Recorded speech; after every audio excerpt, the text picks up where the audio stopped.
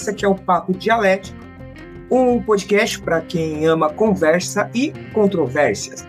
Aqui o nosso compromisso é bem simples, a gente preza pelo desenvolvimento contínuo da consciência crítica e a gente acredita, iludidos ou não, na transformação social e na possibilidade da emancipação humana. Hoje, no episódio número 4, a gente vai receber o psicanalista engenheiro, ou engenheiro psicanalista, Bruno Adipietro. No papo de hoje a gente vai enfrentar os nossos demônios. Inclusive, a gente está gravando esse episódio numa sexta-feira de Halloween, né? Foi uma leve cagada, porque a gente não pensou nisso, mas o tema escolhido foi possessões demoníacas, exorcismos, tudo isso do ponto de vista da psicanálise. Então a gente trouxe um psicanalista para conversar sobre isso com a gente. Eu passo o pedido para você que tem acompanhado os primeiros episódios do Papo Dialético, considere apoiar o nosso projetinho aqui. A gente tem o Apoia-se, né? apoia.se/Papo Dialético. Com R$3 você já ajuda a manter o nosso programa no ar e a partir de R$10 você entra na nossa comunidade exclusiva ali do WhatsApp. Inclusive você pode participar e nos ajudar a decidir as temáticas e os convidados do próximo programa. E a gente também quer deixar o lembrete que as gravações são feitas ao vivo no canal do YouTube Papo Dialético. Então, se você já está acompanhando a gente ao vivo, já se inscreva, e se você ainda não for inscrito no canal e está ouvindo esse episódio posteriormente, também se inscreva no canal Papo Dialético para acompanhar as nossas gravações ao vivo. É isso aí. Então, sem mais delongas, eu gostaria de chamar aqui ao meu lado o meu camarada e amigo, já frequentador aqui do Pantarrei e do Papo Dialético, Bruno Adipietro. Bruno, a primeira coisa, né? Explica pra gente como é que é esse negócio aí de engenharia psicanalítica, né? Que tipo de especialização de engenharia é essa? Que história é essa, né? Que você se especializou, né? Você é um engenheiro psicanalítico ou você é um psicanalista engenheiro? Eu acho que, bom, primeiramente, boas saudações, né? Como eu gosto de falar lá no meu canal, né? Porque, querendo ou não, a gente não sabe como que a pessoa vai ouvir esse trem aqui, né? Mas saudações aí, mano. Saudações a Manu, que está acompanhando a gente aqui. Fala, Manu! Conheci a Manu ontem. A gente foi lá numa palestra lá na PUC, muito legal. Eu, ela e a Rose, e o Glaucio ia, mas acabou não indo. Acabou no fundo. Mas, caramba, queria Bom, é bom que eu tô meio demoníaco aqui, né? Você tá no breu, mano. Não, tá da hora. Tá no clima do tema. Pois é. Pois é, mas é uma questão interessante mesmo, né? Eu acho que essa mistura, né, que aconteceu comigo, e aconteceu com muitos outros colegas, né?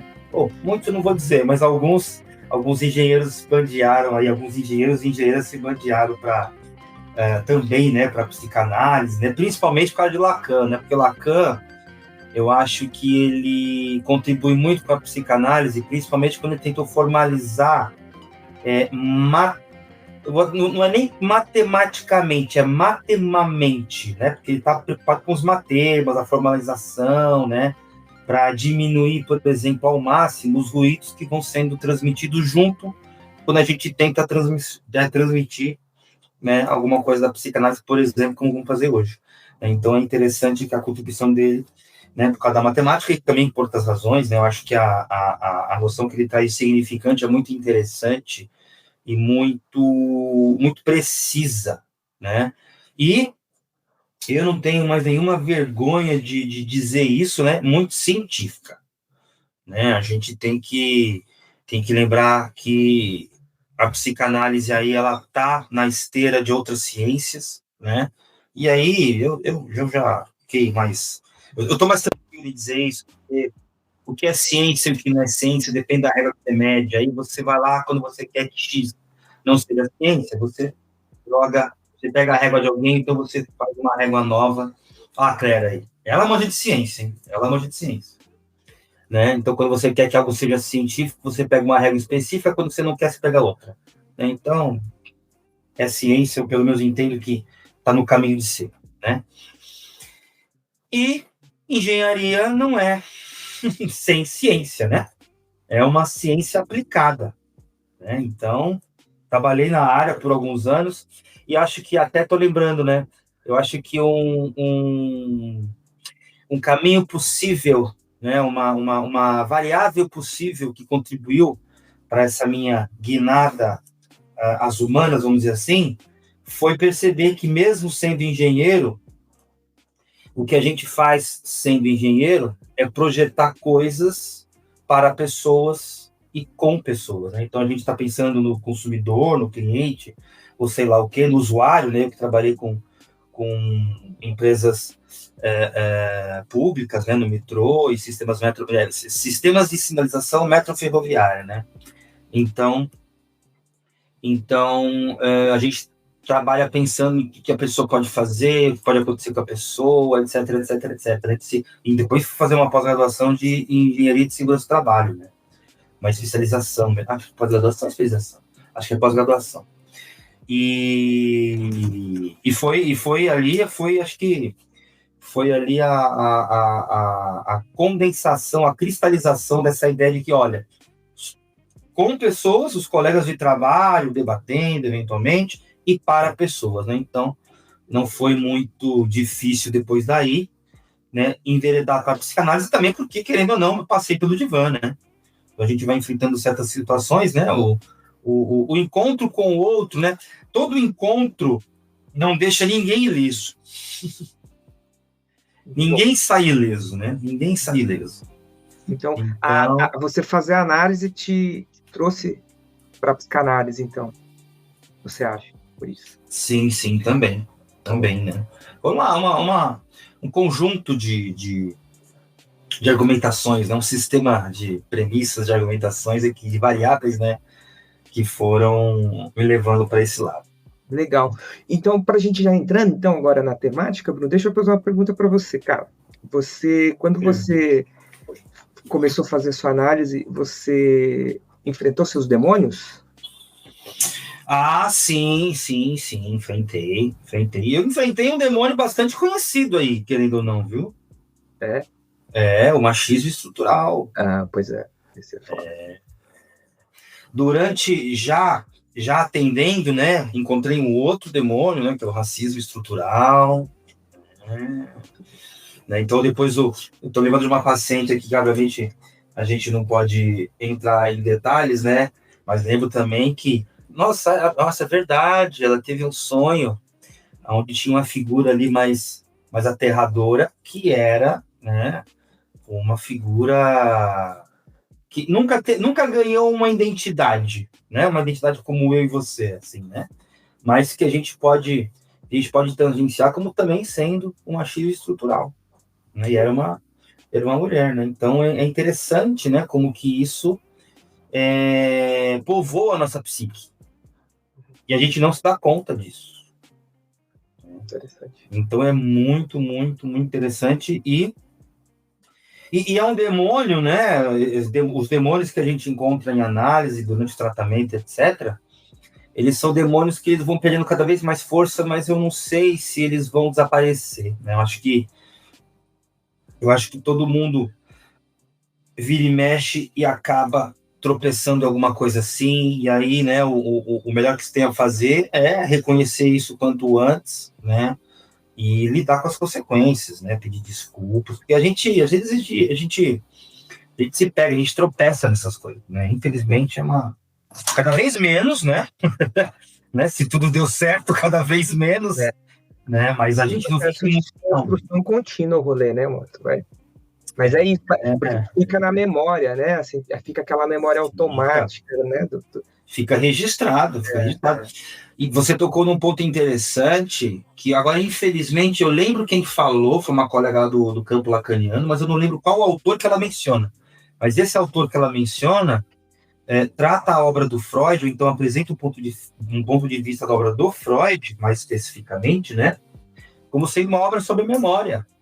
O que é isso, né? Que faz com que coisas mais antigas convivem com coisas que acabaram de acontecer, sei lá, né? Há dias atrás, às vezes horas atrás, né? Então é uma área muito interessante, um campo de estudo muito interessante, e eu acho que um tratamento muito humanizado, né? Por falar em demônios, né? Como minha mãe disse que a minha avó, a mãe dela, falava que nós temos que ter medo dos vivos, não dos mortos. Boa, muito boa. Então, puxando esse gatilho aí, esse gancho que você deu, eu fiz um trocadilho, fiz a brincadeira do demônio, mas esses demônios que nos assombram, né, são vários. Agora, apesar da gente viver numa sociedade, vamos dizer assim, uma sociedade científica, né, que tem os avanços científicos se despontando, e apesar disso, ainda a leitura religiosa acho que para desagrado daqueles que já se foram, inclusive, que já não estão mais aqui, mas que apostavam que a modernidade talvez fosse libertar a sociedade desse simbolismo religioso, né? Hoje ainda essa visão mística da realidade, ela é muito, muito, muito, está impregnada na visão das pessoas, né? E como é que você pensa, e aí como psicanalista, né? O demônio, os demônios, enquanto esse ser que é visto como um ser real, né?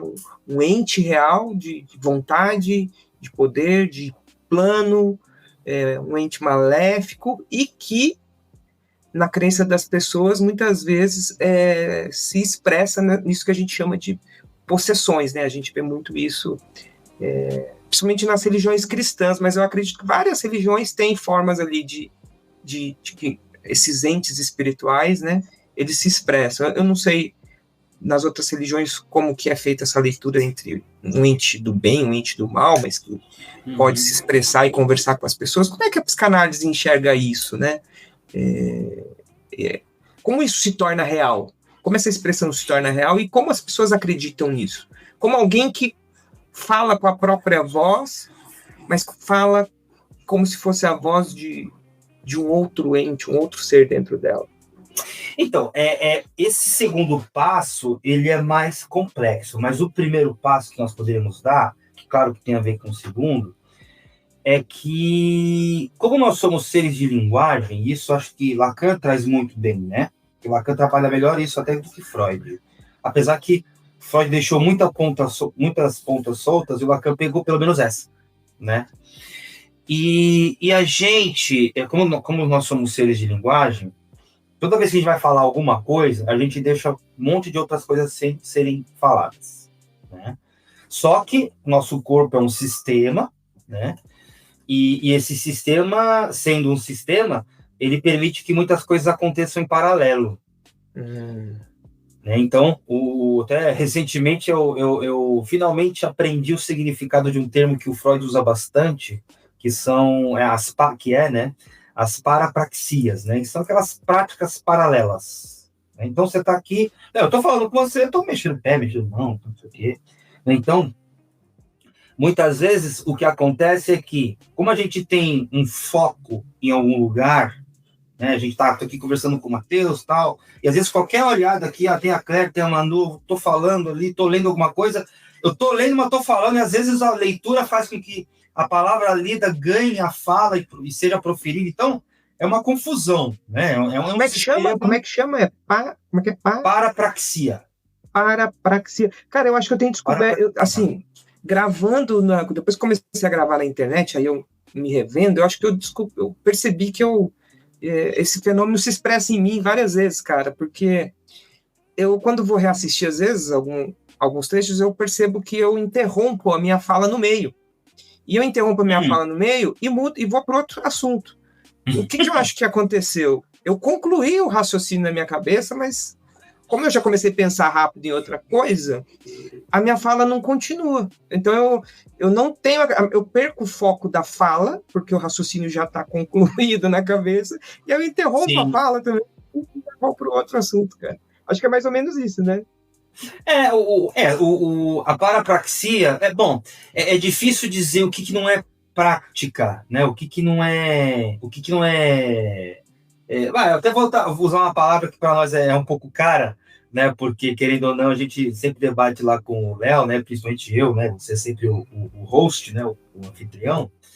E é o comportamento. Então, comportamentos, eles acontecem em paralelo, né? Aí, claro que ele vai ter lá a abordagem dele sobre o comportamento verbal e tal, a relação do ambiente, estímulo-resposta, aquela coisa lá que eu também não entendo, mas só tenho alguma notícia justamente por debater com ele, conversar com ele também, além dos debates que a gente já fez, né? Então, a gente sabe que tem muita coisa acontecendo em paralelo, mas o pensamento e a fala, para nós da psicanálise, a gente tem um foco um pouco maior. E o Freud, né, já tinha percebido isso. É por isso que ele deixa um caminho interessante. O Lacan, ele vai se intensificar nessa questão da linguagem e tudo mais, porque, né, o Freud já tinha percebido algumas coisas nesse sentido. Mas voltando a né, ao fio das parapraxias... De que forma isso vira um demônio? Então, sim. Aí, qual que é a questão? A gente fala, e quando a gente fala uma coisa, a gente deixa de falar outra. Quando a gente pensa uma coisa, às vezes também a gente está deixando de pensar outras coisas. Só que, até dando uma cutucada no do René Descartes, né? Eu nunca sei como é que fala, pronuncia direito o nome dele, né? Tem que falar com René Descartes, né? Descartes. E o Lacan, né? O René Descartes, ele escreve lá no Discurso do Método, né? Lá, 1637. Ele escreve assim, olha, penso, logo existo. Né? Então, se eu penso, eu existo. Né? E se eu existo, eu estou pensando, ou coisa assim, eu posso pensar, sei lá. Então, é interessante a montagem da matemática que o Lacan faz, porque ele pega essa frase e diz assim, olha, tem um campo da existência e tem um campo do pensar. Para Descartes, a gente está nesse meio. A gente só existe quando pensa, etc. Só que a gente também existe onde não pensa. Né? Então, é muito interessante isso. Por quê? Porque, por exemplo, quando a gente sonha, e aí a gente já começa a chegar nos demônios, a gente se choca eventualmente com aquilo que a gente sonhou, ou então aquilo nos tola durante o dia, ou até meses a fio, etc., porque às vezes as coisas são marcantes, ou então aquele mesmo sonho volta várias e várias vezes, ou então volta em determinados momentos da vida, em determinados impasses, a pessoa às vezes não consegue reconhecer, né? Porque aquilo é daquela existência não pensada, né? Falando contigo agora, eu lembrei de um texto interessante do Freud que se chama O Estranho, e aí a gente já começa a mergulhar nessa questão dos demônios, né? O Estranho, das Unheimlich. Eu só não vou lembrar que ano que é, mas é um texto bem interessante, bastante discutido, bastante visitado, revisitado, interpretado, e papapá, pipipipopopó. Quer ver onde é que está O Estranho? De 1919. Já estamos no começo da segunda tópica, né? O Freud já preocupado com o id, com o ego, superego, ele já não está mais tão preocupado com o pré-consciente, inconsciente e o eu, né, e tal. E esse texto, o nome é muito interessante, né? Pelo menos em alemão, né? Veja como que em tradução a gente perde alguma coisa. Mas Unheimlich significa aquilo que é a qualidade de estar sem reino. O Heim significa reino. E eu acho que eu tenho uma visão, eu ainda não engoli muito bem a interpretação de vários colegas aí e tal, dessa coisa do desfamiliar, né? Aliás, desculpa, ao contrário, do infamiliar. Eu acho que é uma questão mais de desfamiliar. Por que desfamiliar? Porque não estou também tentando trocar, ao invés de o estranho, colocar o desfamiliar, né? Por quê? Porque em algum momento, aqueles impulsos, aqueles instintos e tal, vou ficar só naquela coisa quase que só biológica mesmo. Aquilo tinha não vou dizer que tinha um reino, mas aquilo era familiar, era possível de acontecer. Então a criança pode apertar o irmãozinho, pode bater no irmãozinho, ele pode, quando vai mais crescendo, aí já começa, né? Quando ele ingressa na linguagem, né, e para Lacan, eu concordo com ele, não é a linguagem que é internalizada, e assim que a gente se internaliza na linguagem, né? Eu acho que é bem legal essa espécie de virada, de guinada, né? De virada, aliás, acho que é a melhor palavra que o Lacan dá, porque quando a gente entra na linguagem, coisas ficam de fora. Então, essa parcela nossa aqui, juntando com o que ele comenta com Descartes, que não pôde ser pensada porque não havia linguagem ainda, e quando isso ganha linguagem, e às vezes isso por questões morais ainda não pode ser falado, mas até que eventualmente até pode ser pensado, isso vai ficando de fora. E quando isso vai ficando de fora, vai ficando sem reino. Só aí vem uma questão interessante, né, pegando o gancho da segunda parte da sua pergunta, que é a seguinte: como é que, por exemplo, aquilo que não foi pensado, ou então ainda também não faz parte da linguagem, como é que aquilo, por exemplo, aparece conversando com a pessoa? Se for num sonho, aí pode ser conteúdo. Bom, são sempre conteúdos da pessoa, mas assim, podem ser reativações ou reatualizações de conversas que ela teve com outras pessoas, aquilo ali ganhou, né?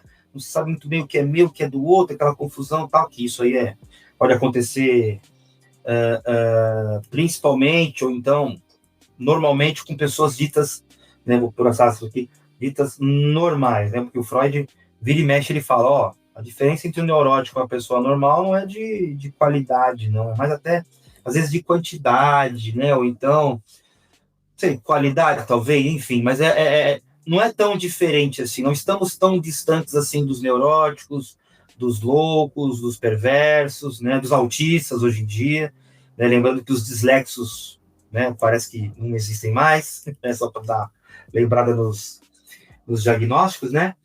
Então, mesmo a gente, que muitas vezes perde o contato com certas coisas, ou que esquece, né, que meio que esquece, né, por isso a relação com a memória, quando a pessoa é uma neurótica, aquilo pode voltar num sonho, pode voltar numa parapraxia, né? Então, dificilmente, só em situações agudas, aquilo vira totalmente uma fantasia. Eu gosto muito de um filme que eu reassisti depois de alguns anos, um filme que eu assisti há muito, muito tempo. Acho que já vai fazer quase 30 anos esse filme, que é o Sucker Punch, que me surpreendeu muito quando eu vi que era do Zack Snyder lá, né? Mas esse filme é muito interessante porque é uma moça que ela acaba sendo institucionalizada, e para ela lidar com a situação, proteger as amigas ali, que ela vai tendo laços e tal, e para se proteger e tentar sair de lá, ela primeiro ela meio que desenvolve uma dança, e no filme é interessante isso, porque no filme não aparece a dança que ela faz, então ela começa a se mexer assim, e logo veio uma puta fantasia. Uma fantasia, assim, muito absurda, onde ela e as amigas são as personagens principais, né? E é interessante que tem a presença, se eu não me engano, de um faxineiro, e esse faxineiro, ele sempre está numa figura de... Isso é muito interessante. Ele sempre está numa figura de sabedoria. É sempre um tipo de mestre, um capitão, alguém que tem ali um cargo de autoridade, de liderança. E é interessante que o faxineiro, né, traz esses aspectos, né? E aí, nesse caso, nessa situação tão aguda, qualquer um de nós pode alucinar. Então, qualquer um de nós pode realmente substituir o mundo. O Freud, né, substituir a realidade, né? O Freud tem um texto muito interessante que é a perda da realidade na neurose e na psicose, né? Eu sempre, quando eu leio títulos assim, eu sempre lembro, poxa vida, né? E os perversos? Ninguém fala dos perversos, né? Um texto de 1924, né? Tô aqui com um índice, que esse eu já li. É bem interessante, né? Então, Freud ele faz essa diferenciação. E na neurose, a gente perde um pedaço da realidade. É um pedaço, um fragmento dela. É uma manchinha, né? Sabe aquele defeitinho, alguma coisinha, aquela rachadurazinha, etc, etc. Né? Então a gente perde isso na neurose. Agora, na psicose, a realidade é totalmente substituída. Entendi. Né? Mas isso é uma questão estrutural. Né? E acho que Lacan faz uma ponte muito interessante com a linguagem, né? No sentido de dizer assim, olha, as estruturas que ele, acho que a palavra estrutura ele usou uma outra vez, mas o que marca o ser humano, né, o fala-ser, que também fica um pouco mais distante dessa ideia de ser humano, o que nos marca como fala-seres é a relação que a gente tem com a linguagem. Então,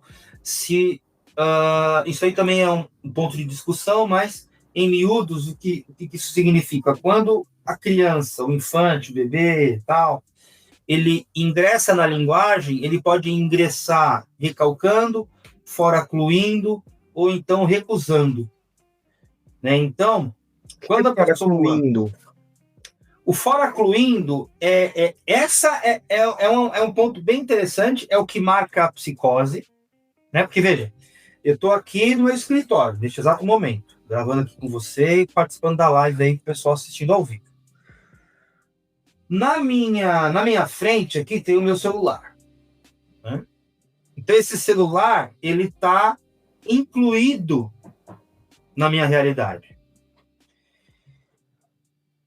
E, de certa forma, ele também está incluído, porque ele está fora de mim. Mas ele está incluído na minha consciência, né? Se assim podemos chamar.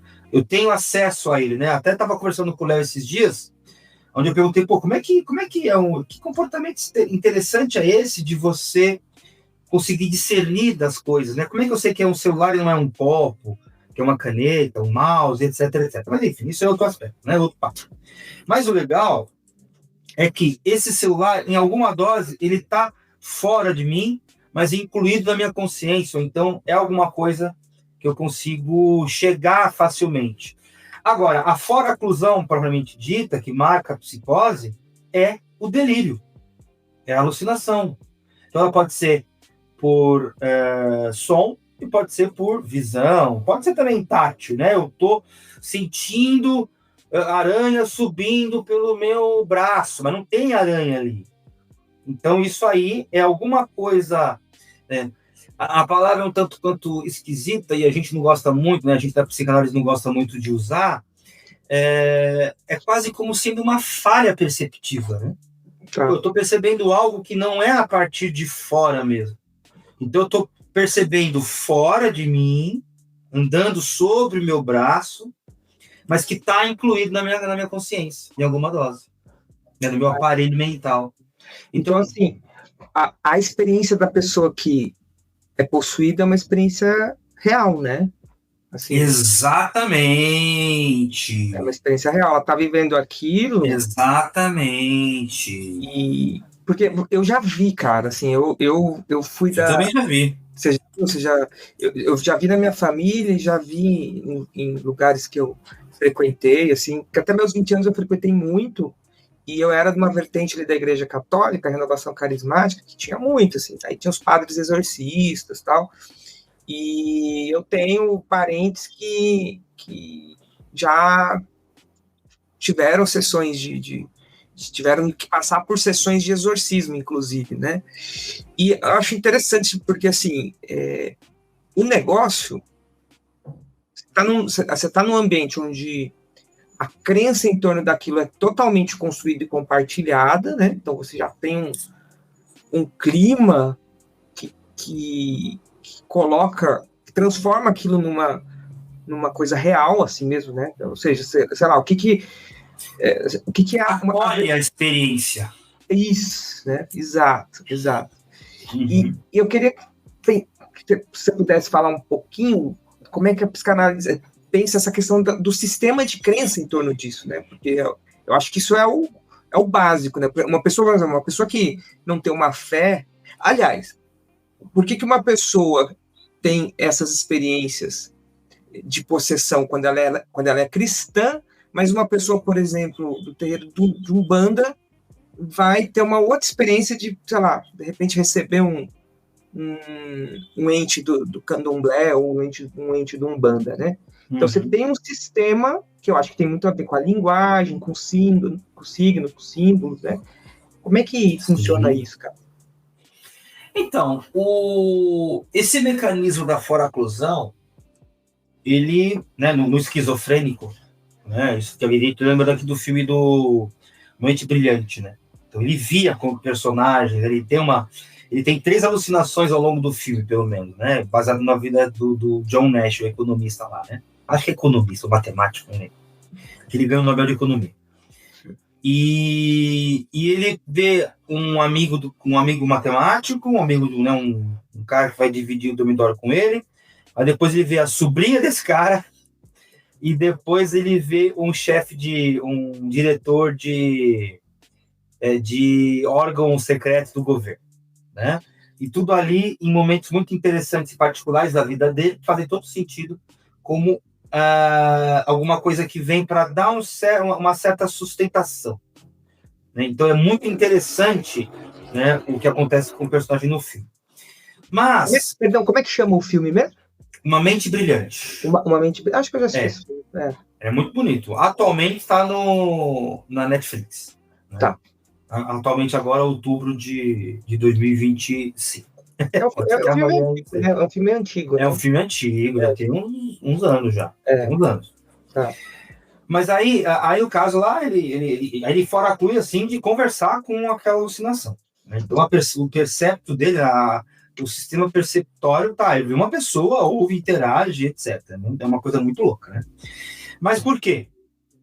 Há uma característica na linguagem, né, na relação que essa pessoa tem com a linguagem, que consegue misturar o que é realidade com o que é uma realidade interna, né? Meio que mesclar o mundo externo com o mundo interno. Então, colocar um componente, né, do mundo interno, vamos chamar assim, né, da mente, da psique, dos registros e tal, no mundo externo. Teoricamente, é mais fácil fazer o contrário, é você não perceber alguma coisa que está ali, né, tipo, onde é que tá o ketchup? Ah, mas tá do lado do não sei o quê. Mas cadê? Não tô vendo. Aí fica lá 3 horas, a pessoa vem, caramba, tá aqui. Aí, nossa, como é que eu não tinha visto? Se fosse uma cobra, me mordia. Então, essa situação acontece muito, né, no ambiente doméstico, né? Então, é mais fácil retirar do que colocar. Então, colocar é uma situação bem mais complicada, né? Muito mais complexa, né? Agora, tem uma coisa nesse filme, para eu fazer um gancho com o que você está perguntando. Tem uma cena lá que o personagem, né, o John Nash, ele está meio que acometido com a necessidade de encontrar padrões escondidos em obras da cultura, em revistas, em jornais, periódicos, etc. Então ele pega o escritório dele na faculdade, onde ele dava aula, e as paredes estavam completamente cheias disso. E aí, a mulher dele, depois que descobre que, né, porque chega uma hora que dá ruim, né? E quando ela vai querer saber o que está acontecendo, como e tal, não sei o quê, ela vai até o escritório dele e vê aquilo ali, fica assustado. E pergunta para os colegas de trabalho dele, mas vocês nunca acharam estranho isso? Aí os matemáticos lá falam assim, olha, estranho até é, mas iguais a ele, tem um monte aqui. Então, para a gente é mais aceitável. Então, o ambiente meio que permite, acolhe esse tipo de coisa. Então, agora, transportando para essas experiências mais religiosas propriamente ditas, né? O que vai ficar ali, vamos dizer assim, em órbita das pessoas envolvidas são realmente essas construções mesmo, né? Então, por exemplo, uma coisa é você entender uma entidade como sendo uma entidade propriamente dita, uma coisa um pouco mais, né, representativa de um afeto, né, ou então de uma grande dinâmica social, como, por exemplo, sei lá, o Deus a trapaça, né, não sei, né? Então, uma coisa é você encarar desse jeito, né? Outra coisa é você encarar como demônio, que é o que acontece bastante nas religiões aí de matriz católica, vamos chamar assim. E outra coisa é uma entidade, um espírito mais menos evoluído, que ainda não atingiu ali um certo grau de desenvolvimento, de evolução, sei lá o quê, que é o pessoal da Umbanda, né, o pessoal do Espiritismo, principalmente, etc. Porque a qualidade das palavras envolvidas, né, e a construção dos personagens são totalmente outras. Né? Então, uma possessão demoníaca, ela é feita por um demônio. E é interessante que eu estava vendo, não lembro que filme que era análise de um desenho, de um anime, mas que eu achei muito interessante que, né, mexia com essa questão de lidar com demônios, e é interessante que qual foi o filme? Acho que era Constantine. Né? Tem um HQ do Constantine, tem até filme lá com o Keanu Reeves, né? E com a Rachel Weisz também, que é uma atriz muito talentosa. E é sempre interessante que o demônio tem um nome. Né? Então, a primeira coisa que você precisa saber para invocar o demônio, para se livrar dele, é saber o nome dele. É interessante isso, porque o nome não é qualquer coisa. Né? O nome é um personagem. Então, veja. No neurótico, aquele conteúdo recalcado, ou então aquele conteúdo que foi retirado da consciência, que está ali, que pode eventualmente fazer parte daquilo que já foi familiar, né? Porque as criancinhas são perversas, né? Na psicanálise, isso mudou, né? Evoluíram um pouco, mas a criança é um perverso polimorfo, né? Porque ele tanto faz, ele não é tão diferente assim de um cachorro, né? De um animal irracional, então por nós dito irracional. Então, esses conteúdos, esses afetos, essas impressões, esses conteúdos e impressões, né? Afeto já é mais elaborado. Mas esses conteúdos e impressões ainda estão ali registrados. Então, aquilo, a depender de onde você está, né, o substrato é o mesmo, mas a depender do ambiente que aquela experiência está sendo acolhida, ou então do ambiente que aquela pessoa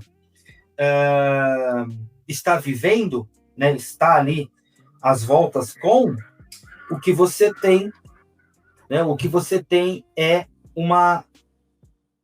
personagem diferente. Então, as palavras são diferentes. Então, vai ganhar um nome que a pessoa já viu num sermão, uma característica que ela viu de relance, que ela ouviu numa conversa com a mãe. Então, ela vai pescando tudo isso, e isso vai ficando registrado de alguma forma. Né? Se registra nesse corpo que não é necessariamente orgânico, mas é claro, não tem nada de esotérico, não é nada de fora, mas é um corpo que o Lacan fala uma coisa muito legal, né? Que é um corpo real, simbólico e imaginário. Né? Umas três, né?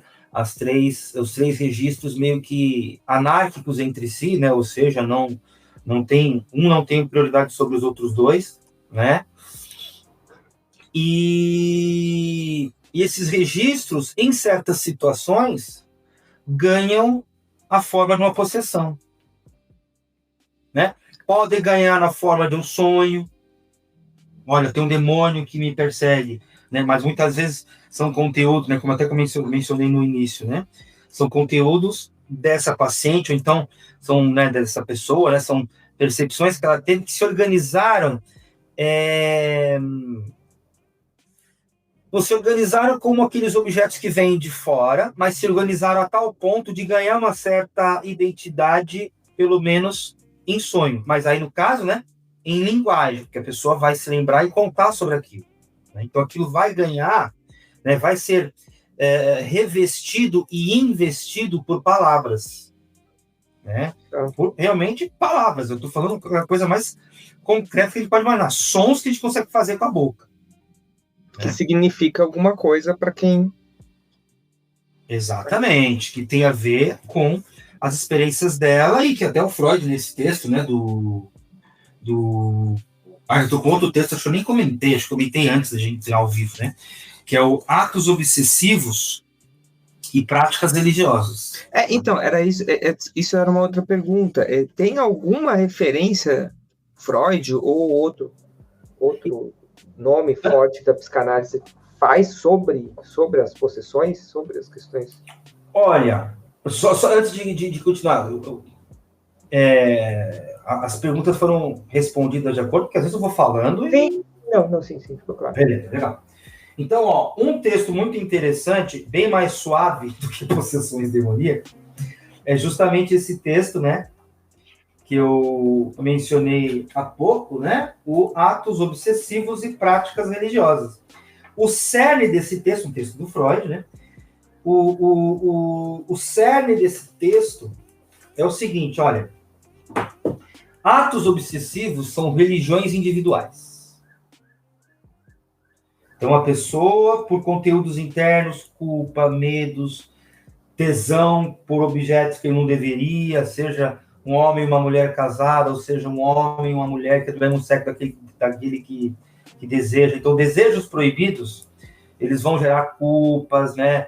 Vão gerar um monte de medos e etc., que, por mais que a pessoa não consiga pensar de forma direta nesses conteúdos, aqueles conteúdos existem, né? Ó, e voltando ao início do nosso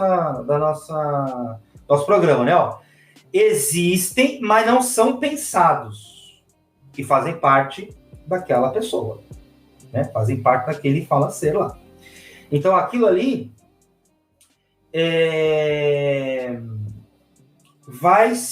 vai tentando se conter, né? Existe uma espécie de choque. O Freud ele é até meio famoso pelas metáforas bélicas que ele sempre utiliza, né?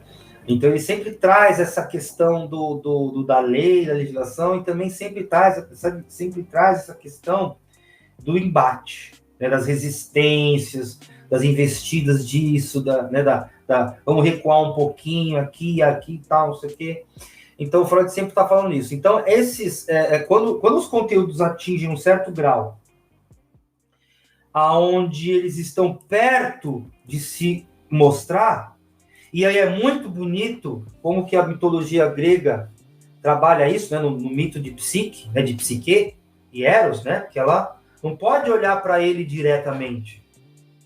Ela tem que sempre com ele dormindo, tal, então, não lembro exatamente como, mas é sempre de uma forma indireta, é sempre um encontro desencontrado. Então, enquanto ela está de dia, ela está acordada, ele está dormindo. E quando chegar a noite, ela vai dormir e ele acorda. Veja como que tem tudo a ver com sonhos, né? Que também na mitologia grega são os dois. A morte, que é muito interessante, inclusive, né? Comparando aí com o sono, né? Hipnos e Thanatos, né? Ou Thanatos, né? Sim. Então é muito interessante como existe uma sabedoria nos mitos, por mais que não sejam nem verdade e nem mentiras, né? São mitos, é um terceiro conjunto de coisas, né? E é muito bonito isso, porque quando está na iminência daquilo se revelar, né? A própria, nossa, no caso, não a psique, mas a psique, vem alguma coisa e tampona. Vem alguma coisa e tenta, não, peraí, eu vou fazer o seguinte, eu vou testar, né, se a fechadura está devidamente trancada, porque, né, a porta está devidamente trancada, porque se ela estiver aberta, vai entrar um bandido. E, quer ver? Vamos uma situação hipotética.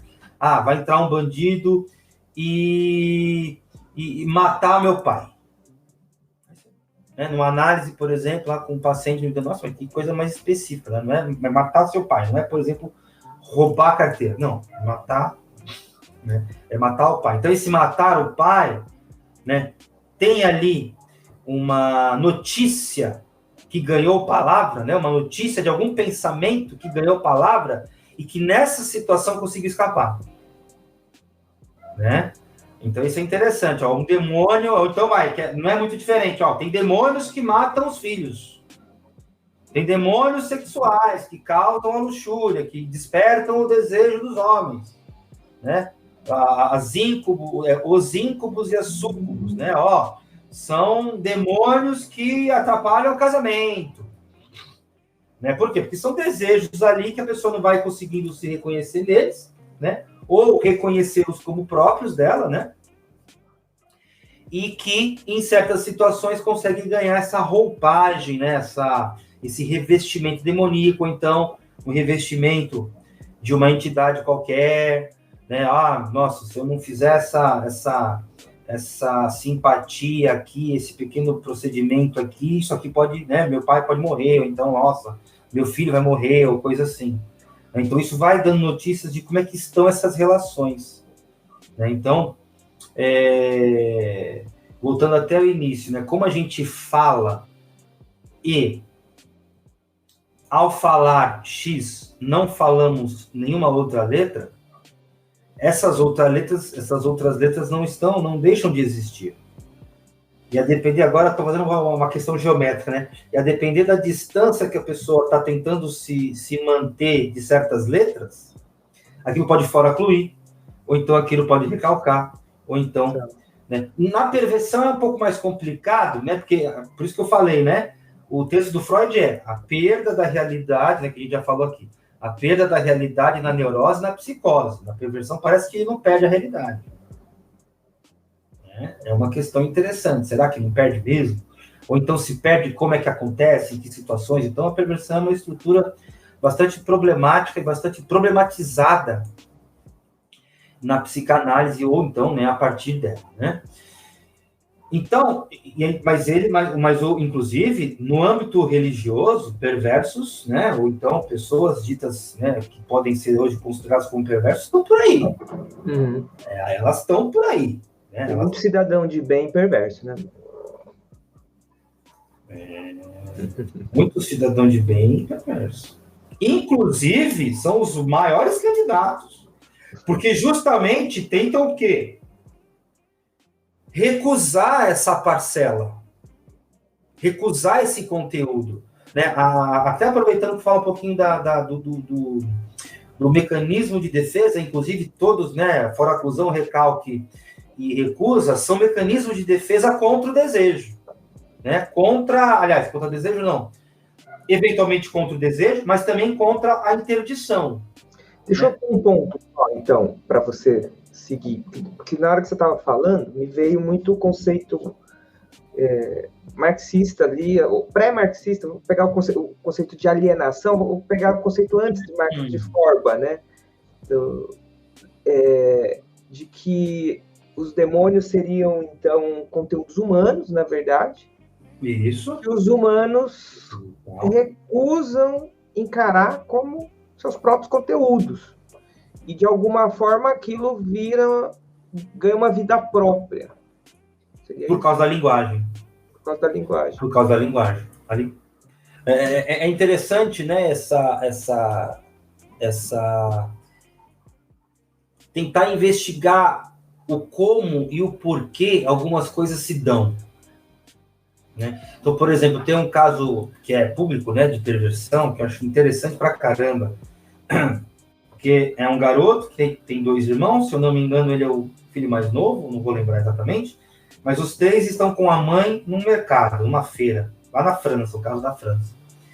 Aí essa mãe fala uma frase interessante, ela fala assim, olha, se eu perdesse um dos meus filhos, se eu perdesse o meu filho, eu rapidamente o encontraria por causa das marcas, da marquinha no braço, aquela marquinha de vacina, né?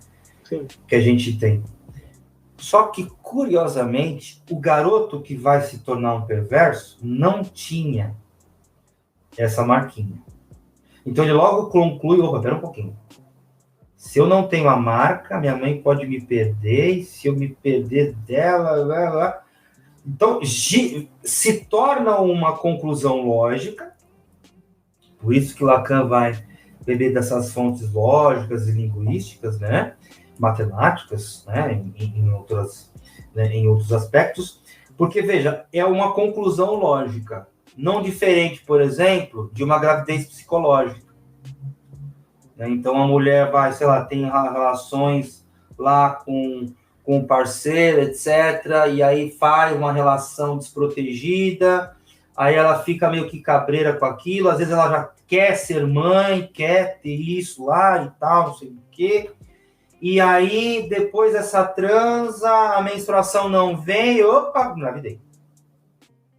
É uma conclusão lógica. Né? Uma conclusão lógica, só que, claro, que não tem o feto, tem muitos aspectos de uma gravidez propriamente dita, né, com uma concepção, né, a partir de uma concepção, enquanto que, né, foi uma concepção de ideias e não uma concepção orgânica, mas foi uma concepção. Mas né? Que altera o comportamento do corpo, né? Que altera o comportamento do corpo. Exatamente. A partir de uma conclusão. E às vezes uma conclusão que não, né? Não precisa ser literal, como eu acabei de proferir. É uma conclusão que a pessoa, mais uma vez, né? O penso, né? Eu existo onde não penso. Está acontecendo alguma coisa, né? Você não tem consciência, né? Então, você não tem consciência. Não vem para sua consciência, assim. Aquilo por alguma razão aí, né? Mais uma vez, né? Recalque, fora acusão, blá, blá, blá. Por isso que isso aí não ganha consciência. Né? Não ganha consciência. Agora, voltando lá ao caso de perversão, nesse caso ele desenvolve um negócio interessante. Ele desenvolve um fetiche. Qual é o fetiche, né? Ele só consegue transar com a parceira, por isso que, inclusive, é por uma demanda da parceira que ele vai buscar análise. Ela não aguentava mais o fetiche dele. Qual era o fetiche? Toda vez antes de transar, ele precisava pegar uma caneta e rabiscar alguma coisa no corpo da mulher, da parceira. Né? A marca que ele não tinha na infância e que a partir da qual poderia perder o contato com a mãe, agora faz com que ele consiga ter o contato com a noiva. E contato sexual, não é qualquer contato.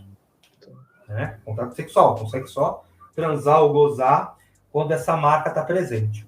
Né? Então, veja como tem a questão dos selos, né? É o 7º selo, está perdendo o selo, o demônio vai sair. Não, pelo menos na cultura pop tem essa questão do selo. Né? Então, alguma coisa impede aquilo de sair. Né? Impede isso é muito humano, né, cara? Às vezes as pessoas olham com preconceito, falam, as pessoas são burras, as pessoas não... Não, cara, porque não é questão de burrice, né? O processo simbólico é o que nos faz humanos. Exatamente, é esse não ser, né? Que é marca do simbólico, né? Que o símbolo não é aquilo que ele é, né? Ele só representa, né? Para outra coisa, por isso que o significante lá é legal, né? Que o significante é aquilo que representa o sujeito, que representa o sujeito, representa ou apresenta? A confusão, enfim.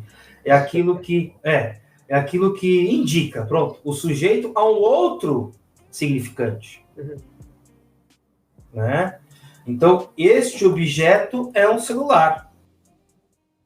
Então, objeto e celular são palavras. Objeto, o que é um objeto? Eu estou tentando diferenciar o celular de um objeto. Mas ele é os dois ao mesmo tempo. Né? Então, quando eu falo, né, quando eu coloco no fio da fala, a gente... Rosemary, boa noite. Boa noite, Rosemary. Boa noite, Rosemary. Amiga nossa. Olha que legal. Então, é interessante que ela está recebendo as notificações, isso é bom, né? Legal. E aí né, quando a gente coloca no fio da fala, né, a gente vai tecendo esse fio, aí eu não tenho como colocar, né, em paralelo, mas eu consigo, né? Simplesmente olhar e saber que objeto é esse, né? Agora, na fala, não, eu falo uma coisa, né, um fonema por vez, uma fala por vez. Mas tem um outro ponto que eu queria trazer, cara, vou pegar o exemplo que acabou de acontecer no Rio ali, né? No Rio de Janeiro, a chacina, que está sendo apoiada por a maioria da população brasileira, e, né? Enfim. Mas eu vi um pastor, cara, daí ele transformando isso em uma guerra espiritual, né? Em uma luta do bem contra o mal, em que é uma guerra de anjos e demônios, e que os seres humanos meio que estão nesse enredo dessa batalha espiritual, né, cara? E aí eu vou trazer para a gente só fazer um parênteses aqui, para a gente ir para um outro momento do episódio aqui. Como é que... Não sei se daria para fazer isso a partir da psicanálise, mas como é que a gente pode pensar essa subjetividade desses indivíduos, de cada indivíduo que tem esse sistema de crença e que representam a realidade dessa forma. Como é que a gente pode pensar isso do ponto de vista político-social, né, cara? Porque, assim, ainda que a gente vai lidar com a compreensão de que os seres humanos são assim, me parece que a mistificação da realidade, ela também é um problema quando a gente pensa como o conjunto da sociedade vai se organizando, né? Nas formas de poder que isso vai despontando na sociedade, como esse poder ele é instrumentalizado, né? Então, é um desafio grande, né? Porque a ciência, ela tenta desmistificar, mas, assim, ao mesmo tempo, o processo simbólico é inerente ao ser humano, sempre vai existir. Mesmo a ciência, ela precisa dos seus símbolos para funcionar. Sim. E isso é um grande desafio, né? Como é que você pensa isso, cara? Até vou pegar um gancho. Você falou uma frase interessante, né, que me pegou de um jeito diferente agora. Será que a ciência tenta desmistificar? Eu não sei se a ciência tenta desmistificar. Por quê? Porque, assim, como é que eu vou dizer isso? Que tem uma coisa meio que embrionária ainda, mas eu acho que vale a pena a gente tentar abordar essa questão, porque eu acho que bom, primeiro, né, essa ideia de que a ciência existe, eu acho que não é por aí. A ciência não existe, né? Eu acho que o que existem são os cientistas. Eu gosto quando eu falo sobre isso, eu gosto de uma provocação, pelo menos uma anedota do que é atribuída, né, ao Napoleão, que alguém pergunta a ele assim: pô, Napoleão, como é que você vai, né? Como é que é a sua relação com Deus aí e tal, agora que você é um governante e tal? Você governa com Deus? Que história é essa? Ele fala assim: olha, eu posso até governar sem Deus, mas é difícil governar sem os bispos. Né? Então, existe um pragmatismo interessante, esse apelo concreto, que eu acho legal, né? Então, eu acho que os cientistas, eu não sei se eles estão tentando desmistificar as coisas. E eu nem sei se é possível desmistificar. E eu também não sei se, mesmo se possível, seria saudável. Porque, veja, até a pergunta que você fez para mim no início do programa, né? Pô, que história é essa de engenheiro e psicanalista? Se você para pensar em alguma dose, eu vou ter que construir um mito para mim, para poder te responder isso. O que é que aconteceu comigo para que eu tivesse essa virada de uma coisa para outra, né? Então, não é pouca coisa, né? O Lacan tem um livro que eu tenho que reler, faz tempo que eu li, e agora mais, né, lacanizado, né? 3 anos estudando Lacan, né? Que é o mito individual do neurótico, né? Porque, veja, esses demônios, né? Esses conteúdos, esses afetos, esses aspectos da pessoa que ela tenta... não que ela... Lógico, isso não é uma coisa consciente, mas que ela tenta, ou então que acaba se afastando da consciência, não é difícil disso se construir como mito para aquela pessoa. E um processo, né, um tratamento analítico, ele vai na ideia de construir esse mito. E ver, se não é tão santo assim, né? Porque, veja, e isso não precisa vir como fala, né? Não precisa vir como fala do analista. Isso a pessoa vai se apercebendo, né? Putz, realmente, né? Aquilo ali eu fazia, era chato, eu sei, era incômodo. Mas eu também tinha um certo prazer naquilo. Eu tinha um certo gozo naquilo. E a pessoa, quando ela começa a olhar para isso, ela começa a se separar disso. E ela começa a se não, a alienação é sempre destino, né? Se você não está alienado a um senhor, você está alienado a outro. Se não é o seu desejo, é o desejo do outro. E o seu desejo também não é tão seu assim. Tá lá, aconteceu de estar ali, porque foi se construindo ali na comunidade que você nasceu, né? E a partir ali dos encontros que você teve nesse mundo, né? Então é muito interessante porque você vai desconstruindo isso. Agora, a ciência, eu acho que ela vai tentando, e eu acho que é legal que ela faça isso, né? Que ela vai tentando trazer como é que as coisas funcionam e como é que as coisas não poderiam funcionar. E se acontecem e funcionam de um jeito que ela previu, o que ela pensava, teorizava, que não deveria funcionar, vamos fazer ciência em cima disso. Né? Então, eu acho que a ciência, ela podia, né, os cientistas, né, se você preferir, eles podiam... Eles deveriam estar mais preocupados com as coisas mais concretas. Porque, veja, a partir das coisas concretas, não tentando desmistificar as coisas, mas, querendo ou não, mesmo que você tenha descoberto alguma coisa, você vai ter que construir uma narrativa, uma narração, se você preferir, para afetar o outro. E para falar assim, olha, essa religião que você está indo, né, se esse for o caso, né, toma cuidado que se você for achar que é uma guerra do bem contra o mal, você vai, sei lá, você vai estar apoiando os seus algozes, porque hoje foram esses 130, 120 pessoas, né? E amanhã? Né? Qual que é? Porque se a gente começa a corroborar com muitas dessas coisas, porque assim, veja, não é nem questão de serem bandidos ou não. A questão não é se eles são ou não. A questão é esse como foi. Que mesmo se todos fossem bandidos e ninguém vai me convencer que só morreu bandido, também ninguém vai me convencer que só que não morreu, né, nenhum bandido, né? Os sistemas, eles são, né, praticamente impossíveis. Então, assim, porque também morreram policiais.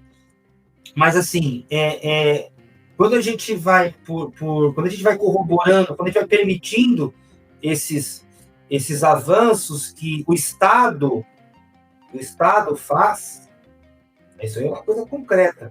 A gente pode entregar, né? A gente pode entregar o galinheiro para a raposa. E aí a coisa fica bastante complicada. E é aquela coisa, né? Eu acho até que a gente, o ovo da serpente, né, para se lembrar lá do filme e tal, o ovo da serpente ele chocou. E a serpente, ela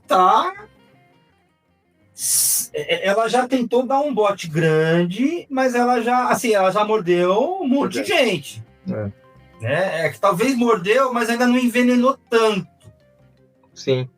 Né? Mas assim, a serpente, a gente tem que pisar nessa serpente de alguma forma. Mano, aproveitando esse clima, então, a gente tem um momentinho aqui que eu sempre dou. Esse clima de. Gostoso. Pois é, de falar de coisas complexas e coisas doídas, perigosas. Mas assim, eu sempre deixo um momentinho aqui pro convidado para ele expressar um pouquinho do ódio, da raiva. A gente dá uma quebradinha também, depois a gente volta no tema. Mas a gente tem um quadro aqui que você pode dar uma cornetada em quem você quiser, cara. Hora da cornetada! Cara, olha, eu acho que eu tenho um personagem bom até para juntar duas coisas, né? Porque hoje mesmo... deve estar, inclusive já deve ter saído aí o meu novo vídeo lá no meu canal, né? Para quem não sabe, eu tenho um canal aqui no YouTube chamado Meu Ensino, que tá o símbolozinho dele. Então, tá escrito ali na legenda do meu nome, né? Junto com o meu nome. Então, por favor, visitem lá. Né, Meu Ensino lá no YouTube. Eu acho que eu deixei o arroba na descrição. Deixei o arroba. Boa. Depois eu obrigado. E aí, e é interessante que é um personagem, né? Uma pessoa que cometeu duas gafes muito próximas uma da outra. Gafes? Uma foi uma gafe, porque é um assunto... tem a sua importância, mas não é assim de vida e morte tão diretamente.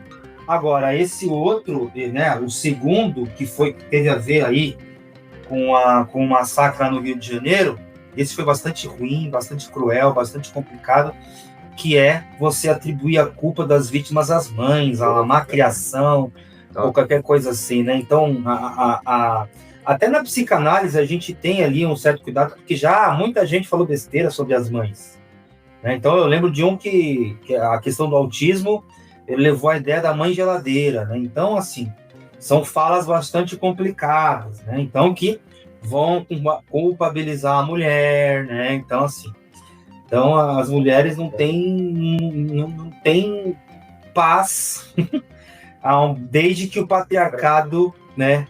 Desde o voto de Minerva, né? Que deu aí... Hã? Desde quem? Desde. Desde. Ah, sim. Não. Sim, com certeza. Com certeza. E, curiosamente, foi uma mulher, né? A deusa Minerva, que... como é que é o mito lá? Perdoou Orestes, né? Por ter assassinado a mãe, né? Para defender aí a honra do pai, né? Então, é o Mamãe Falei, né? O Arthur Duval, Mamãe Falei. Aí eu fiz um vídeo lá sobre economia, né? E aquela fala detestável, ele falou sobre culpabilizar as mães dos mortos lá no massacre e tal. Então, assim, eu acho que ainda que isso fosse, que não é, né? Não é assim, né? A mãe é uma das variáveis, e se a mãe não estiver presente, a falta da mãe é outra variável, né? A presença do pai é uma variável, a presença da mãe, a presença da falta do pai, né? Ou então a ausência do pai, também é outra variável, o local, a cor da pele, a raça, o gênero, tudo, né? Tudo leva a crer que, né, quer dizer, se a gente parte desse pressuposto, então as mulheres estão certas. Acho que o problema são os homens, né? Porque, sem dúvida, até onde eu sei, nenhum homem morreu, nenhuma mulher morreu nesse massacre, né? Então, né? Então o problema realmente e quando a gente fala de corrupção, né? Que o Arthur Duval também é uma pessoa que bate muito nessa tecla, né? Parece que corrupção, então, é coisa de homem branco, supostamente hétero e supostamente cis, né? Porque supostamente, vai saber se é ou não, e o outro também vai saber se é ou não, né? Então, agora branco, né? A gente sabe que tá ali na estrutura e tudo mais, né? Então, corrupção é coisa de gente branca, supostamente hétero e supostamente cis, né? Então, a gente não pode cair, né, nessas réguas, né? E fazer isso com as pessoas, com as mães, nesse momento, não é justo com a mãe, né? A pessoa que morreu, né? Agora, aquele que está vivo, seus familiares, poxa vida, né? Ninguém tem culpa. Até eu estava assistindo, os familiares, né? Eu estava assistindo o Renato Azevedo, que é o meu liberal sem vergonha preferido. Esse ganhou um xingamento tangencial, né? Ele é sem vergonha. Eu falo que ele é sem vergonha porque tendo ele sido um militante de esquerda, ele fala algumas coisas ali que eu sei que ele poderia falar diferente. Uhum. Né? Eu sei que ele sabe, né? Ou pelo menos eu me dou o direito, né? Me reservo o direito de apostar que ele sabe, e ele dá algumas respostas que eu não concordo, que eu sei que ele sabe, né? Que ele também não concorda no íntimo dele e tal, né? E sendo uma figura pública, eu acho que a responsabilidade aumenta, por isso que eu aposto nisso. Mas, né, voltando ao Arthur Duval,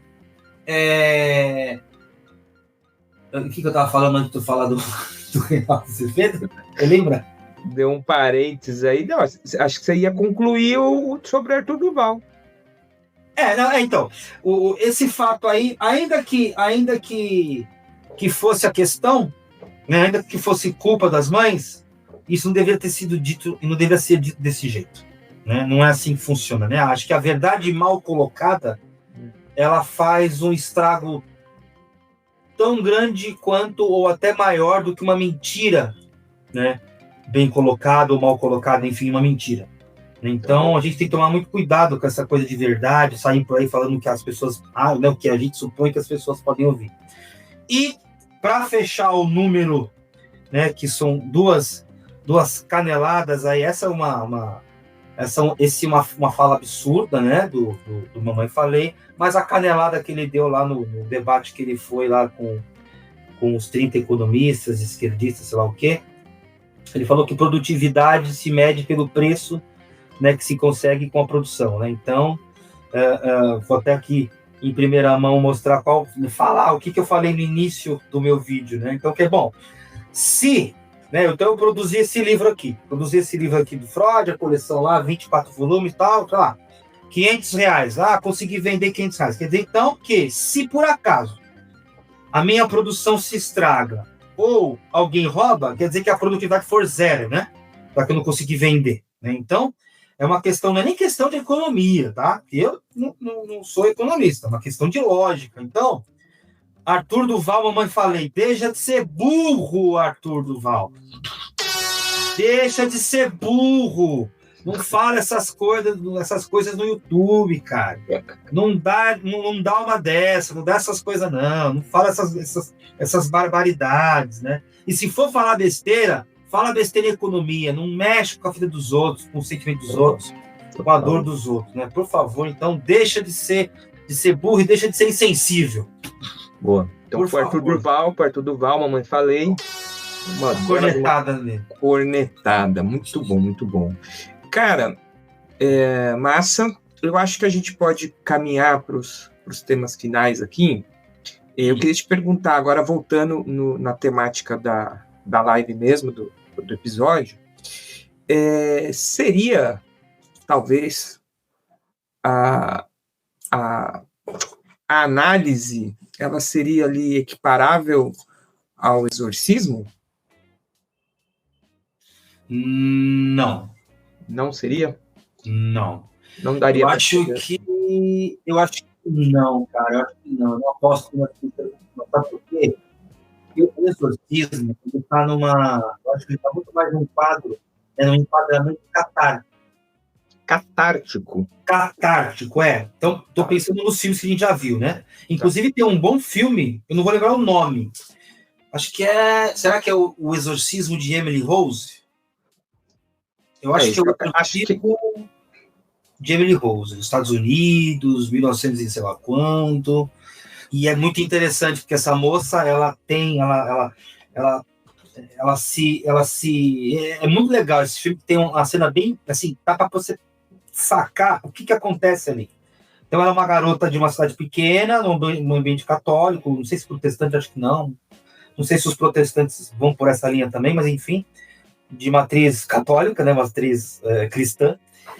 E aí ela sai dessa cidade pequena, vai estudar na universidade, né? Aí, né, ele tá lá no campus, na República, tal, os garotos, os gatinhos e tal, e aí ela começa a ter sonhos, só que aquilo ganha uma proporção muito grande, e ela começa a ter realmente escaras, né? Escaras, chagas, né?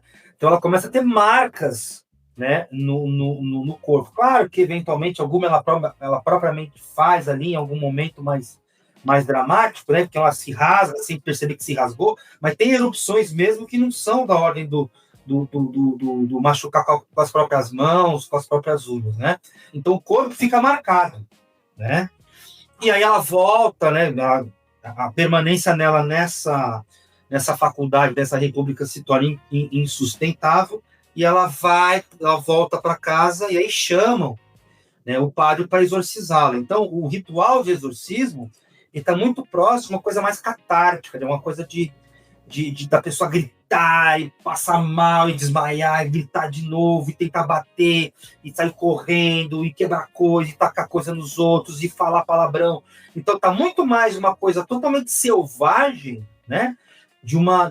E aí nós, tem os padres ali que jogam água benta, que falam isso, falam em latim, não, demônio tal, sai daqui, saia deste corpo, porque este corpo não te pertence, aquelas coisas que a gente já sabe que são bastante, até meio que jargões, né? Uhum. Então, isso está muito mais, no meu entender, num enquadramento catártico do que num enquadramento analítico propriamente dito. Da pessoa, lógico, né? Eu mesmo me lembro de uma cena da minha própria análise, eu ali no divã, tá? E eu falei, quer saber? Eu não quero mais isso aqui. Eu pega a chave, tira a chave do chaveiro e não quero saber. Né? Mas é interessante que é na presença do analista, né? Porque tem alguém ali atrás do divã, aquele estrupício atrás do divã, aquele embrólio, aquele estorvo ali atrás, né? Que acolhe essa situação.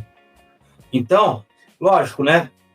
Até o Homem dos Ratos fazia isso com Freud. Tem um filme, né? Tem um filme no YouTube, procure Homem dos Ratos com dublagem em português.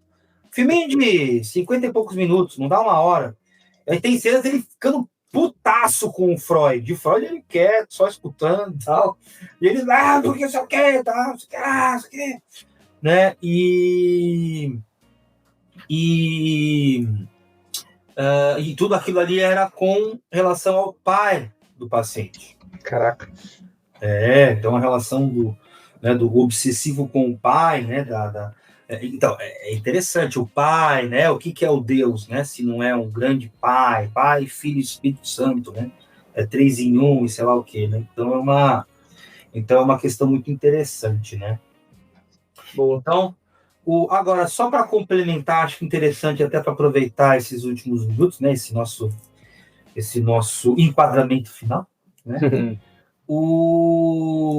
Então, o exorcismo está muito mais perto de uma prática catártica, onde as coisas acontecem.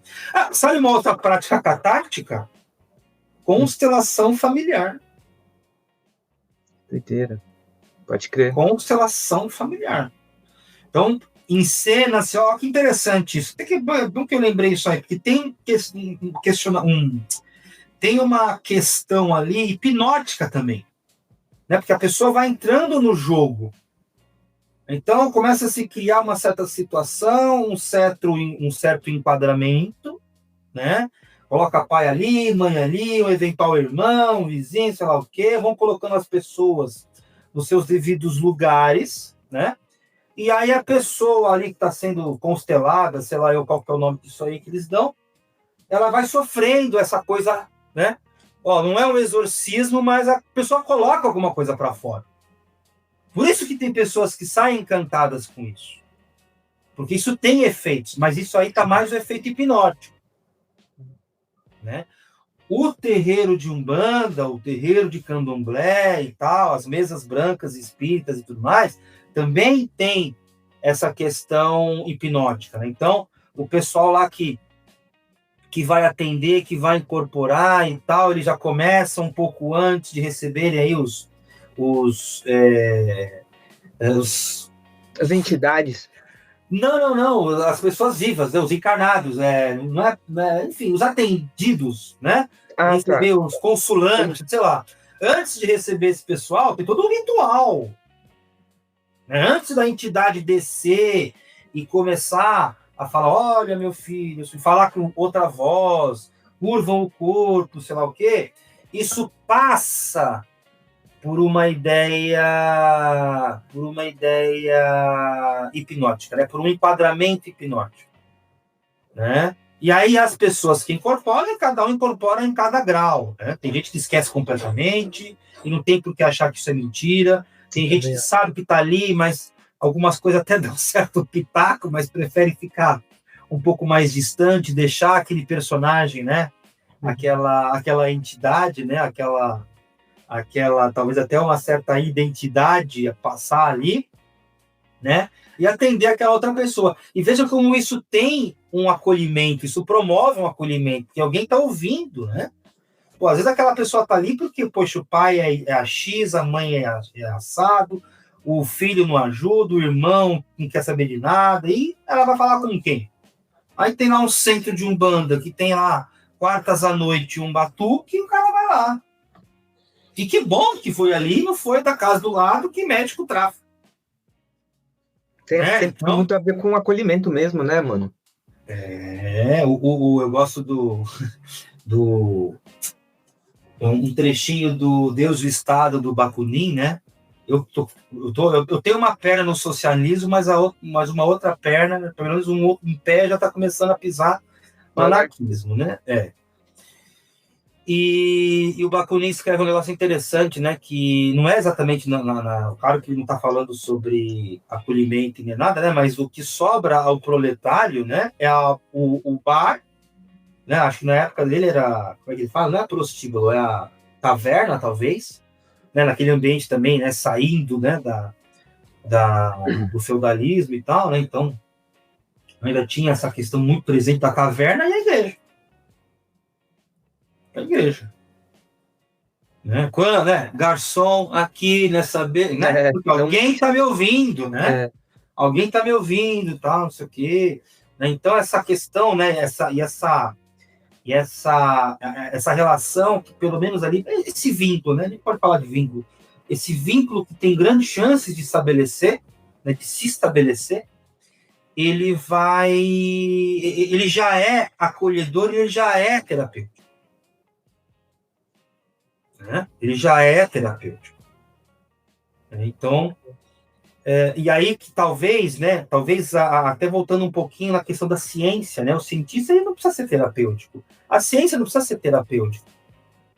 Né? A ciência precisa dar ali as bases para daquilo que é e daquilo que não é, daquilo que pode, daquilo que não pode de nenhum, e beleza. Né? Mas acho que ela tem um papel mais secundário quando se trata de tratamento. Né? Eu acho que se um médico é muito científico, tome cuidado com ele. Se não souber acolher um pouquinho, né? Não ser fiel ao livro de medicina, né? Se o psicanalista for fiel 100% ao livro do Freud, do Lacan, etc., não é tão fácil assim. Eu lembro de uma passagem do livro do Paul Preciado, né? Um filósofo francês, e aí ele é um homem trans, né? E ele fala uma coisa muito bonita. Ele foi falar para um grupo de psicanalistas, né? Lá na França, escola de Paris, sei lá. E ele fala que os analistas que mais o ajudaram foram os analistas que souberam se distanciar da teoria. Né, que souberam não levar tão a sério o que eles aprenderam. Lógico que tem que levar a sério. Né? Um cientista não pode nem por um minuto desconsiderar o triângulo retângulo e a relação ao teorema de Pitágoras. Né?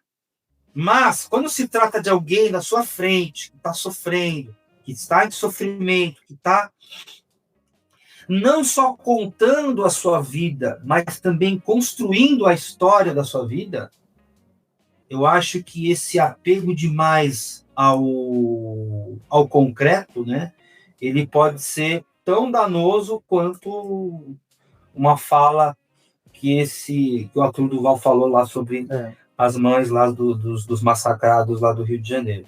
Né? Então esse acolhimento, né, esse acalento que eventualmente aconteça, né, eu acho que ele é muito importante. Aí na análise, claro, né, aí cada um vai fazer de um jeito, cada analista vai também, né, vai tateando e tudo mais, né. Então, esse olhar mais humanista, né, eu acho que ele tem que estar presente, né, ele não pode ser distanciado, ignorado, negligenciado, né, então essas questões são bastante importantes. Muito bom, mano. Tem um lance que, né, uma discussão de que a razão e a emoção, elas não estão separadas, mas as pessoas... quando elas são muito racionais, assim, às vezes tem um descompasso, né? Você consegue fazer com que uma sufoque a outra, né? Então, elas meio que estão no mesmo processo, mas, assim, você desumaniza o rolê se você não...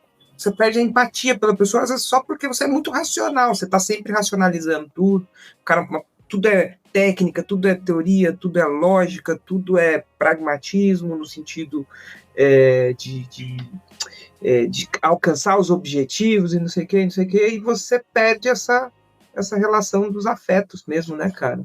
Exatamente, você se perde, né? Você perde você perde a capacidade de se afetar, né? É até interessante que os atos obsessivos e práticas religiosas, né? Um grande sintoma do obsessivo, das obsessões, da neurose obsessiva, se definir, é justamente esse descompasso. Então a pessoa sofre por algo mínimo, nossa, perdi o olho, meu Deus, e espanca o filho e conta que espancou o filho de um jeito que eu espanquei, quebrei o dente dele sem querer, sei lá o quê. E esse descompasso ele é bastante evidente. E aí, né? E aí é interessante que você falou até para a gente poder sintetizar bem, né, o que poderia acontecer a partir das três estruturas, né? A perversão, a neurose e a psicose, em relação a essa recusa de conteúdos, né? Então é mais ou menos assim, ó, o neurótico, por se deparar com a lei e se entender muito menor do que ele sofre, briga com a lei e etc, etc, etc. Né? Essa lei moral e não sei o que e tal. Então, o neurótico, ele sofre a partir do choque com a moral. O psicótico, ele pode muito bem quase que se esquecer da moral por um tempo. Estou lembrando aqui de um não é nem esquecer, é não registrar, né? Então o psicótico ele pode muito bem não registrar esse tipo de né, a moral, porque em alguns momentos ele pode simplesmente sair de cena. E, né, aquele eu, né, o fragmentado do M. Night Shyamala, sempre falo Shyamala, não sei se é isso. Shyamala, não sei. O M. Night Shyamala, o fragmentado dele. E também eu assisti recentemente na Netflix também, que não apoia este programa, tá? Porque, né, está aí, é que o Bruno é um filmeiro. Assiste. Eu gosto assim. E serieiro também. É um serial assister. Né? Eu sempre estou spectator, sei lá. E aí eu assisti o Monstro, né? A história do Ed Gein. Não vi isso. Que é uma história real, que é... que ele deu material, né, substrato para muitos filmes sobre serial killers, né, assassinos em série. Por quê? Ele foi diagnosticado com esquizofrenia e algumas coisas que ele fazia, ele sabia que eram esquisitas, mas as coisas mais criminosas, ele simplesmente não registrava. Caraca. Então ele comete uns 3 assassinatos meio que simplesmente apartado de quem ele era.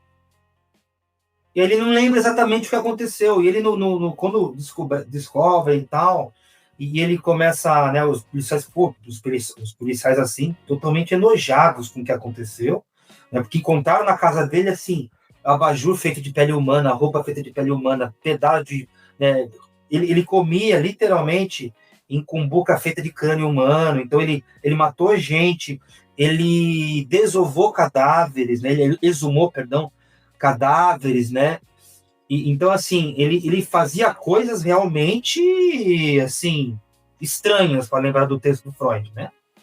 E veja, estranhas por quê, né? Desfamiliares, que já era para ter passado, não era para fazer mais isso, né? Não era para fazer mais isso. Inclusive, a foraclusão, que é o mecanismo da psicose, é um termo que vem do direito que tem a ver com a perda de prazo. É muito interessante, o que o Lacan faz. Eu tenho que estudar melhor esse termo, né, e os usos que o Lacan dá para ele, mas eles têm essa questão jurídica com a lei, né? Então, o psicótico, ele meio que ele tem a lei registrada, mas ele fica às voltas dela, né? Ele não é tão afetado assim pela lei como o neurótico, né? E aí faltou o perverso. O perverso é a lei. Ele está acima da lei. Da lei que tentam impor para ele, né? Ele faz a dele. Uhum. Ele faz a dele. E dane-se o outro. A questão dele é o gozo, né? No caso do perverso que a gente abordou mais cedo, quando ele escreve no corpo, né? Quando ele rabisca no corpo da companheira, ele está sendo o autor da lei. Mas vejam, o autor da lei que ele escutou, né? Enfim, não o autor de uma lei que ele escutou, mas é uma lei que tem a ver com o outro. E tem a ver com a fala da mãe. Que não é qualquer pessoa, né? Vamos combinar, a mãe não é qualquer função, né? Mas é claro que tem muita romantização em cima da figura materna, paterna, filha, adolescente, do idoso, né? Nos últimos anos aqui no Brasil, pelo menos, a gente teve muita gente mais velha aí que antes atribuía-se uma dose considerável de sabedoria, falando muita besteira. Sim. Né? Falando muita besteira. Né? Então, tem a ver com a lei que está ali, mas ele consegue... Não, pera um pouquinho. Nessa situação, essa lei é minha, mando eu, e também, né? Não sei exatamente agora se tem algum... eu assisti um filme também na Netflix, que continua não patrocinando o programa, que é uma série italiana sobre assassinatos em série, e que são assassinatos muito em situação específica. Então, o assassino chega num casalzinho que está aos amassos no carro, no meio do mato, mata as duas pessoas, e retira a genital feminina da mulher. Feminina da mulher é ótimo. Retira, né, mutila, retira ali a vulva. Infelizmente, na série, é interessante que eles não se aprofundam no personagem, no assassino, porque meio que não descobrem quem é. Então, os assassinatos, há investigações, há prisões, mas não há um culpado realmente certeiro. Então, dá a entender lá um dos personagens, né? Mas não existe uma culpa, né? Não existe um culpado concreto, né? Investigado, preso e tudo mais. Porém, os assassinatos cessam, né? Então ali é interessante porque a cena que dá motivo a muita situação é uma cena onde a mãe de um garotinho está com o amante no carro, os três estão no carro, o garotinho está no banco de trás, a mãe está dirigindo, o carona, né? Aliás, o rapaz está dirigindo, que é um amante, né? Da mãe, e eles começam a se amassar no carro e o garoto atrás. E chega alguém, né? Chega o pai, aí que vai ter o desenrolar ali, mas chega o pai e mata os dois. E deixa o moleque vivo e o moleque assiste tudo. Caralho. Então tem toda uma trama familiar ali, né? Para quem acha que a família é uma coisa só boa, a família não precisa de grandes coisas externas para se desestruturar, né? Basta ser fundada em jeitos, em motivos alheios, né, ao interesse dos que tentam se casar, enfim, né? Mas é interessante que essa cena é reproduzida por alguém que mata, né? Outros casais na mesma situação que ele estava quando os pais foram, né, quando a mãe foi assassinada pelo pai. Sim. Né? Então tem toda uma reconfiguração. Um outro livro legal, outro texto legal do Freud também, curtinho, né? Nada muito grande, mas por causa disso, denso, é o bate numa criança ou então uma criança é espancada. Aqui na minha coleção é bate numa criança, tá? Então deixa eu ver se tem aqui. Breve discussão. Não, aqui não, desculpa. Aqui é uma criança é espancada, é isso mesmo. Uma contribuição ao estudo da origem das perversões sexuais. Por quê? Porque nessa questão da lei, o perverso se coloca como legislador. Então, é o perverso que escreve alguma coisa, né, no corpo da mulher e o garoto que reproduz uma lei que se registrou de alguma forma. Não, agora eu estou culpabilizando o garotinho que viu tudo isso, né, e que é um jeito de lidar com aquilo tudo, um jeito horroroso, né, que não leva em consideração as outras pessoas, claro. Mas, né, a vida das pessoas, esse simbólico, né, não leva, poxa vida, eu estou matando uma pessoa que é um filho, é um pai, é só um garoto, uma garota que estão ali se amassando no meio do mato e tal. Então não leva em conta o outro e que aplica a lei. Por isso que é muito o cientista maluco, né? É muito interessante o Frankenstein, por exemplo, né? Ele cria alguma coisa.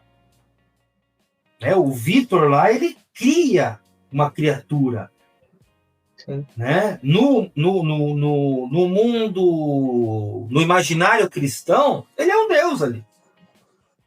Ele é um deus.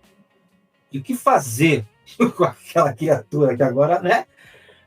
As IAs, né? O medo que o pessoal tem das IAs, né? O que fazer com isso? Será que vai rolar uma Skynet aí? E também, né? É muito interessante porque é sempre uma coisa autorreferenciada, né? Quer dizer, então, que uma superinteligência vai evoluir a tal ponto de se perceber como consciente ou ganhar consciência, ou sei lá o quê, e vai decidir que o ser humano é tão importante assim que merece ser destruído. Interessante.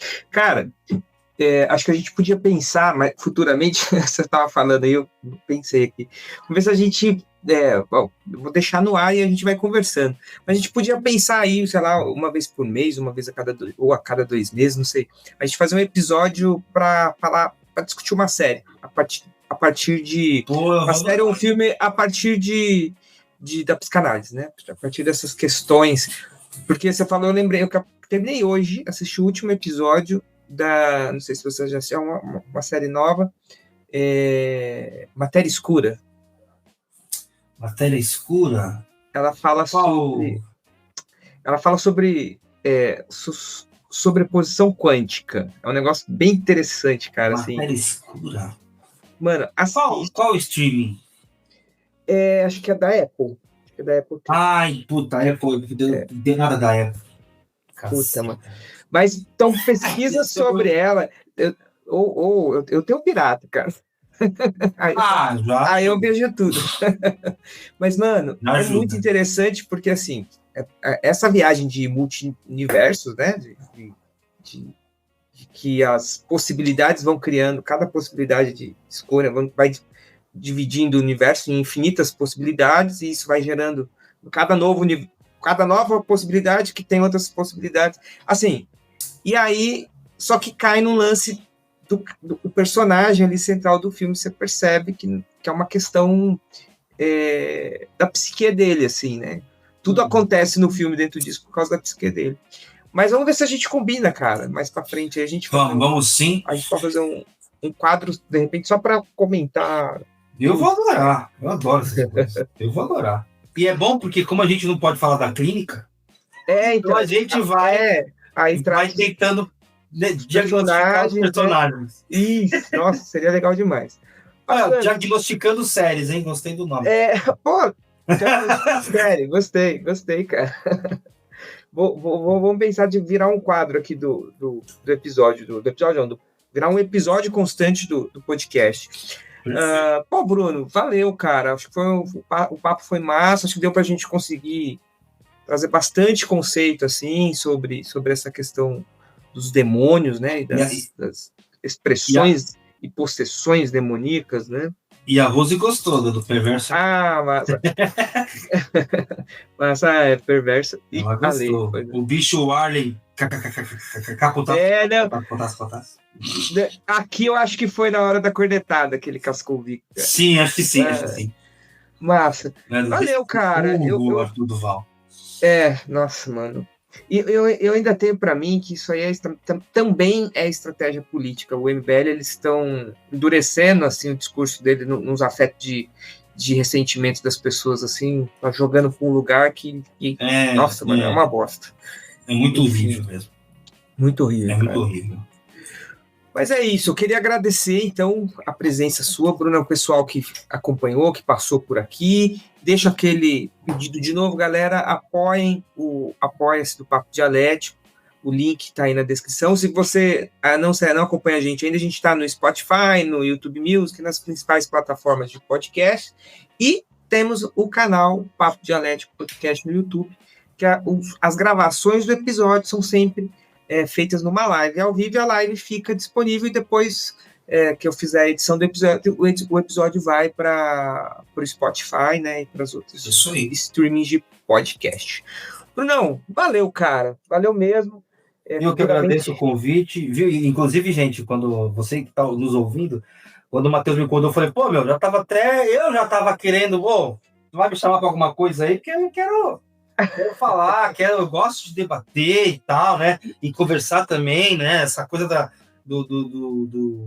se o nome colar, o Diagnosticando Séries, vai ser seria massa, bem interessante e tal, para a gente fazer uma brincadeira. Filmes também, né? Enfim. Massa. E é um prazer, muito obrigado aí pela atenção, pela confiança, pelo carinho aí. Realmente, vamos estreitando cada vez mais essa camaradagem, essa amizade aqui. Com certeza. É um prazer. Prazerzão meu, brigadão mesmo. Galera, valeu. E obrigado à audiência, né? O Bicho Warley, a Rose, a Manu e a Claire. Passou por aqui. Pessoal que passou por aqui. É isso aí. Valeu, ainda dá para contar. Logo serão dezenas de centenas. Que a gente vai falar, gente, não dá para falar, tem que falar no atacado, né? Ainda dá para falar no varejo. Aí vira chat, é o chat. Pois é. É isso. Valeu, Brunão, um abraço, viu, querido? Gente, valeu, até a próxima aí, com certeza. Até a próxima. Valeu.